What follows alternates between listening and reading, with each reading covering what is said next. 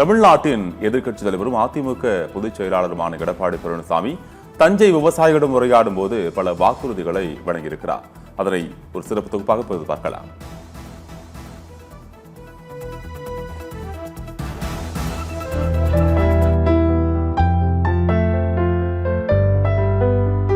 அதிமுக ஆட்சி வந்து விலைவாசியில குறைக்கப்படும்.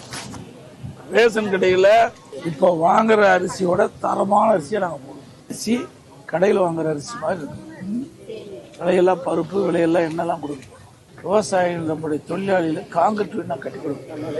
நல்ல வீடு இல்லாமல் அனைவருக்கும் காங்கிரீட் வீடு கட்டி கொடுக்கப்படும். அதில்லாத ஒவ்வொரு குடும்பத்திற்கும் ஆட்சிக்கு 10,000 ரூபாய். பஸ்ஸே நிக்க மாட்டாங்க சார்.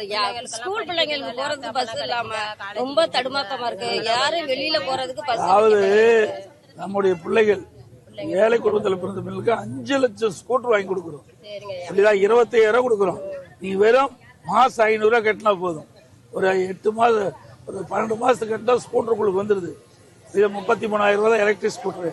அப்படியே பிளக்ல போட்டா சார்ஜ் ஏறிக்கு 40 கிலோமீட்டர் போகும். எல்லா ஸ்கூட்டருக்கும் 25,000 ரூபாய் மானியமா நாங்க கொடுக்கிறோம். ட்ரோன் வந்து மருந்தடிக்கிறதுக்கு ஒரு பெரிய ஒரு இது வரப்பிரசாதம். அதனால உங்களுக்கு ட்ரோனுக்கு மானியம் கிடைக்கப்படும். கவலைப்படாது. அதையும் முடிச்சது. எங்களுடைய தேர்தல் அறிக்கையிலே சொல்லியிருக்கிறோம், படிப்படியாக மதுக்கடைகள் மூடப்படும். நான் இருக்கும்போது வந்த உடனே 500 கடை மூடுனேன். அம்மா இருக்கும்போது மூடினாங்க. இப்போ அதிமுக ஆட்சி இருக்கு, மதுக்கடைகள் கொஞ்சம் கொஞ்சமா குறைச்சி அதை வந்து அந்த மது குடிக்கிறது வந்து மீட்கப்படும். ஏன்னா ஒரே நேரத்தில் பண்ணோமா எல்லாருமே கலாச்சாரம் பெறுகிற சட்ட ஒழுங்கு, அதனால அதை தவிர்க்க முடியல. ஏன்னா அதுக்கு அடிமையாயிட்டாங்க. அவையில கொஞ்சம் கொஞ்சமா குறைச்சி நீ நினைக்கிற மாதிரி ஒரு குடும்பம் மகிழ்ச்சியா வாங்க.